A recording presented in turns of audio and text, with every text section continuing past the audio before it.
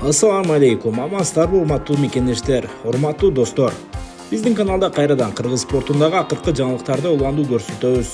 Бул жолку чыгарылышта кайрадан эле кыргызстандык жылдыз 66 кг салмак чембирдигиндеги Япониянын Райзен уюмунун чемпиону Ражабали Шайдуллаевдин алдыда күтүлүп жаткан болжолдуу атаандашы тууралуу айтып өтөбүз. Биздин каналдан алыстабай туруңуздар. Банк жана Каспий KZ. Жаңы уникалдуу сервис. Эми Мой.О аркылуу Каспий KZ'ге телефон номер боюнча акча которсо болот. Көз ачып жумгуча комиссиясыз пайдалуу курс менен.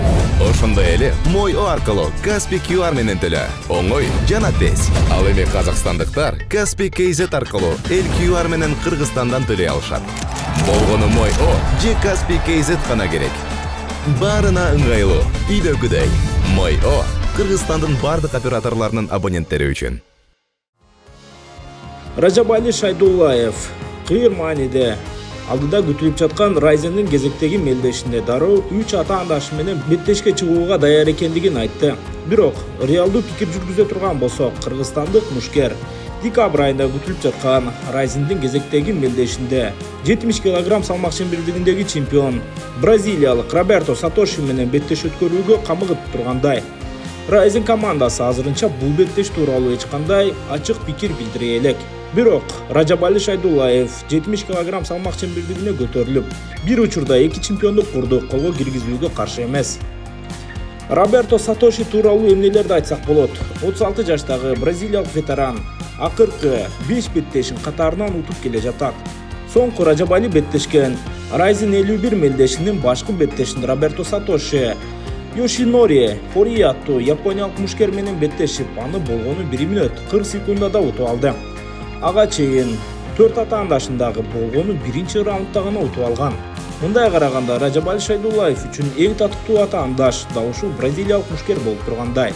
Бирок бул мушкер Райзен уюмуна 2019-жылы апрель айында келген. Андан бери 3 беттеште жеңил узасын тарткан. Тактап айта турган болсок, 2019-жылы, 2022 жана 2023 жылдары жеңилүүгө дуушар болгон. Эң акыркы жолу 2023-жылы Беллатор жана Райзен 2 турниринде Патрицио Фрейреге утуп калган.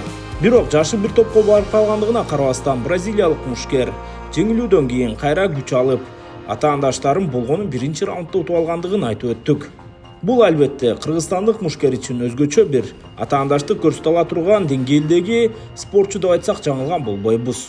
Роберто Сатоши ММА'ден сырткары бразилиялык джиу-джитсу боюнча дагы дүйнөлүк деңгээлдеги спортчу. Андыктан партер абалында дагы Ражабалиге өтө кыйын маселелерди жаратууга күчү жетет десек жаңылган болбойбуз.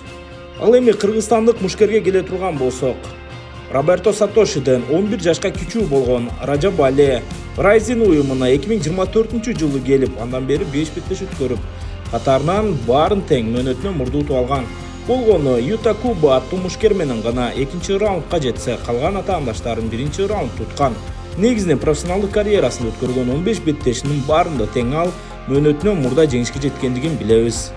Ражабали Шайдуллаев менен Роберто Сатошинин ортосунда беттеш орун ала турган болсо, Райзен уюмунун алкагындагы акыркы жылдардагы эң чоң беттеш болот деп айтсак жаңылган болбойбуз. Жалпы Япония эле бул беттешти чыдамсыздык менен күтүп жаткандыгын комментарийлерден окуп байкасак дагы болот.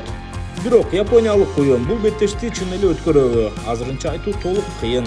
Ага карабастан Ражабали Шайдуллаев күчтүү делинген бразилиялык мушкер менен беттеш өткөрүүдөн баш тартпайт деген ойдомун. Урматтуу мекендештер, бул беттеш орун ала турган болсо, ким фаворит болот? Өзүңүздөрдүн оюңуздарды комментарийге калтырып өтүңүздөр. Менин оюмча, жаңы салмакка чыккандыгына карабастан Ражабали Шайдуллаев Сатоши менен боло турган беттеште фаворит иретинде чыгат. Эң негизгиси ал жалпы көрөрмандар үчүн кызыктуу болот деген ойдомун. Урматтуу достор, биздин каналда кыргыз спортундагы жаңылыктар токтобой уландуу түрдө чыгып турат. Андыктан каналга жазылып, лайк басыңыздар. Кайрадан кезишкенче аман болуңуздар.